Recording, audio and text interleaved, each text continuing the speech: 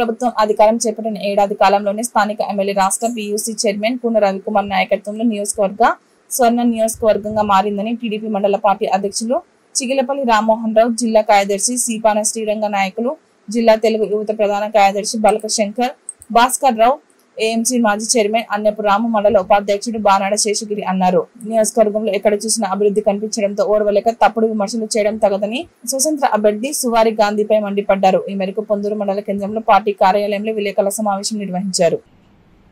ఏ ఊరు చూసినా గత 5 సంవత్సరాలు గుంతలమయమైన ఈ రాష్ట్రాన్ని కూటమి ప్రభుత్వం వచ్చినాక సంవత్సర కాలంలో ఎక్కడ ఇసుమంతరవ గొంతు కూడా లేకుండా పూర్తి స్థాయిలో రోడ్లు విస్తారంగా వీలైనంత వెడల్పుగా ఈ రోజు మా కార్యకర్తలకు ₹1 రాకపోయినా ఇంకా రోడ్లు వేస్తున్నామంటే అది ఈ ప్రభుత్వం మీద ఉండే ప్రజలు ఇచ్చిన తీర్పుకి కట్టుబడి ఈ రోజు మా నాయకులందరూ కూడా గ్రామాల్లో వివిధ రకాలైన పనులు చేస్తున్నారు. దీనికి కనీస అవగాహన లేదు. ఈ రోజున ఉండే పనులన్నీ కూడా ఎన్ఆర్ఈస్ లోనే. సువారి గాంధీ అన్న మొన్న ఏదో ఇండిపెండెంట్ చేసి 4 ఓట్లు వచ్చాయి. మళ్ళీ సంవత్సరం వరకు కనిపించిన వ్యక్తి ఈరోజు ఏదో వాళ్ళ చుట్టాల ఇంట్లో కూర్చొని మాట్లాడుతూ ఉన్నాడు. మా రవికుమార్ గురించి చెవ్వాకులు అబ్బాకులు మాట్లాడుతున్నాడు.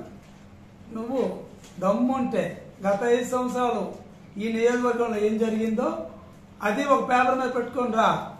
నేను ఈ సంవత్సరంలో మా నాయకుడు ఏం చేశాడో ఈ నియోజకవర్గంలో నేను పేపర్ మీద పెట్టుకొని వస్తాను. స్థలం నువ్వే నిర్ణయించుకో, ప్లేసు టైము నువ్వే నిర్ణయించుకో. దమ్ముంటే అక్కడ చూసుకుందాం.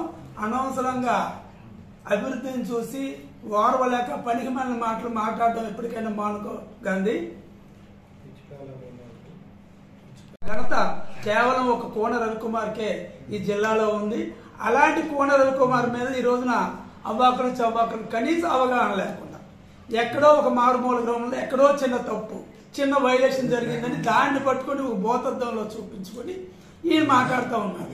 గత 5 సంవత్సరాలు నువ్వు ఎక్కడున్నావు? ఇదే విధంగా గత 5 సంవత్సరాలు కూడా పనులు జరిగాయి. అప్పుడు నువ్వు ఎక్కడున్నావు? ఏం మాట్లాడలేదు. ఈ రోజున అభివృద్ధిని చూసి మా నాయకుడిని చూసి వారవలేక పనికి మాలిన మాటలు ఎక్కడో కూర్చొని మాట్లాడుతూ ఉన్నారు.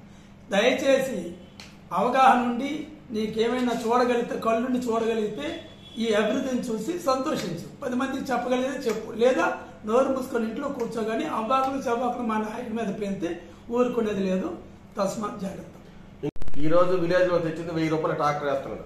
ఇక్కడ ఎక్కడ అవినీతి జరుగుతుంది? అవినీతి అంటే అప్పుడు గత పాలకులు చేసింది అవినీతి. అప్పుడు ఈ కళ్ళు కనిపించలేదా? అప్పుడు ఈ మాట్లాడలేదా?